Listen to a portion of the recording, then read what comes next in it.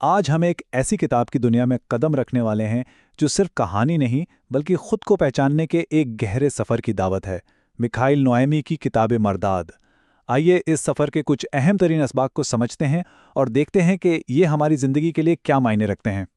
ذرا ایک لمحے کے لیے سوچئے، اگر آپ 7 سال تک مکمل طور پر خاموش رہیں تو آپ کا پہلا جملہ کیا ہوگا؟ یہی وہ سوال ہے جو ہمیں اس کہانی کے پراسرار مرکزی کردار مرداد سے ملواتا ہے۔ وہ کشتی نام کی ایک خانقاہ میں اپنی کئی سال لمبی خاموشی کو ایک ایسے ڈرامائٹ انداز میں توڑتا ہے کہ سب دنگ رہ جاتے ہیں۔ تو جب مرداد آخرکار بولتا ہے تو وہ کہتا ہے تقریر بہترین حالت میں ایک ایماندار جھوٹ ہے۔ کتنا حیران کن جملہ ہے نا؟ یہی وہ نقطہ ہے جو اس پوری کتاب کے صوفیانہ مزاج کی بنیاد رکھتا ہے۔ مرداد کا خیال یہ ہے کہ ہمارے الفاظ چاہے ہم کتنی سچائی سے بولیں اکثر اس گہری حقیقت پر پردہ ڈال دیتے ہیں جو لفظوں سے پرے ہے۔ تو آخر ایسا کیا ہوا کہ مرداد کو اپنی خاموشی توڑنی پڑی؟ چلیں اس خانقاہ یعنی اس کشتی کے اندر چلنے والے اس تنازع کو دیکھتے ہیں جس نے 7 سال پر محیط سکوت کو توڑا۔ کہانی کا موڑ ایک بظاہر بہت معمولی سی بحث سے آتا ہے اور وہ بحث لفظ میں پر چھڑ جاتی ہے۔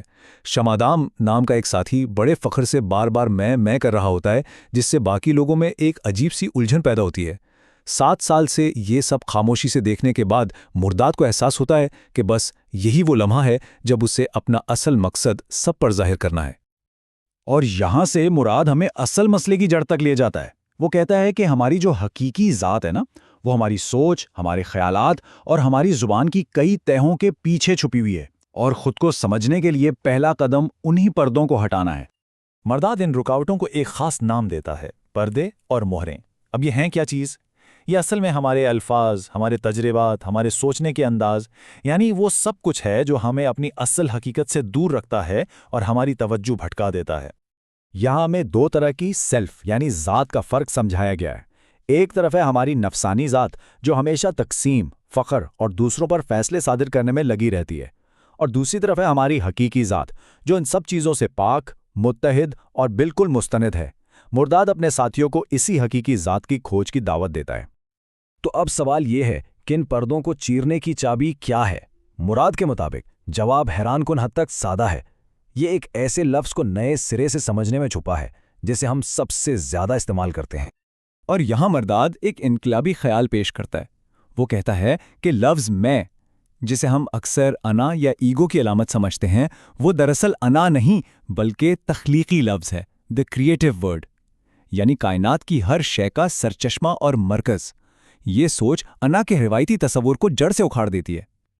مرد میں کی طاقت کو سمجھانے کے لیے ایک چشمے کی مثال دیتا ہے۔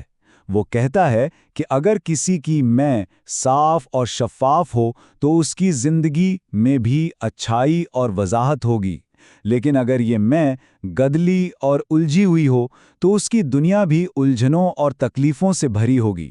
اس کا مطلب ہے کہ دنیا کے تضادات دراصل ہمارے اپنے اندر کی تقسیم کا ہی عکس ہیں۔ اچھا، تو جب کوئی اس تخلیقی لفظ کی گہرائی کو سمجھ لیتا ہے تب وہ مرداد کی دوسری اہم تعلیمات پر عمل کرنے کے لیے تیار ہو جاتا ہے۔ یہ تقسیم سے نکل کر اتحاد کی طرف سفر کا اگلا قدم ہے۔ یہاں مرداد ایک بہت اہم اصول سکھاتا ہے۔ فیصلہ کرنے یعنی ججمنٹ کی عادت کو مقدس فہم یا ہولی انڈرسٹینڈنگ سے بدل دیں۔ فیصلہ ہمیشہ جہالت سے پیدا ہوتا ہے اور رکاوٹیں کھڑی کرتا ہے، جبکہ مقدس فہم ہر چیز کے آپسی تعلق کو دیکھتا ہے جو سکون اور اتحاد کا راستہ ہے۔ یہ اپنے اور دوسروں کے درمیان کھڑی دیواریں گرانے جیسا ہے۔ بالکل اسی طرح مرداد منتخب محبت یعنی سلیکٹیو لو اور آفاقی محبت یعنی یونیورسل لو کے درمیان فرق بتاتا ہے۔ منتخب محبت زندگی کو ٹکڑوں میں بانٹتی ہے اور تکلیف کا باعث بنتی ہے، جبکہ آفاقی محبت مرداد کے نزدیک خدا کا بنیادی قانون ہے۔ یہ وجود کی ہر چیز کو گلے لگاتی ہے، صرف دوستوں کو ہی نہیں، دشمنوں کو بھی۔ یہ ہر طرح کی تقسیم کو مٹا دیتی ہے۔ تو اب ہم اس اندرونی سفر کے آخری پڑاؤ کی طرف بڑھ رہے ہیں۔ یہاں مقصد وہم کے آخری پردوں کو بھی ہٹا کر مکمل اتحاد کی حالت کو پانا ہے اور ایک نئی اپنی کشتی کا آغاز کرنا ہے۔ مرداد اس آخری مرحلے کو ایک بہت ہی طاقتور استعارہ دیتا ہے، انجیر کے پتوں کے تہبند اتارنا۔ یہ تہبند کیا ہیں؟ یہ ہماری شرم، ہمارے خوف اور وہ سماجی اصول ہیں جو ہماری اصلیت کو چھپائے رکھتے ہیں۔ ان کو اتارنے کا مطلب ہے اپنی برہنہ سچائی کا سامنا کرنا اور خدا کے ساتھ ایک خالص غیر مشروط تعلق میں واپس لوٹ جانا۔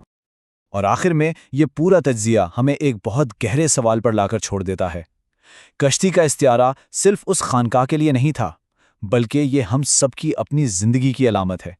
تو سوچنے کی بات یہ ہے کہ ہماری زندگی کی کشتی پر وہ کون سا مردہ وزن ہے، وہ کون سے خوف، فیصلے اور محدود محبتیں ہیں جنہیں ہمیں چھوڑنے کی ضرورت ہے تاکہ ہم ہلکے ہو کر اپنے حقیقی سفر پر روانہ ہو سکیں۔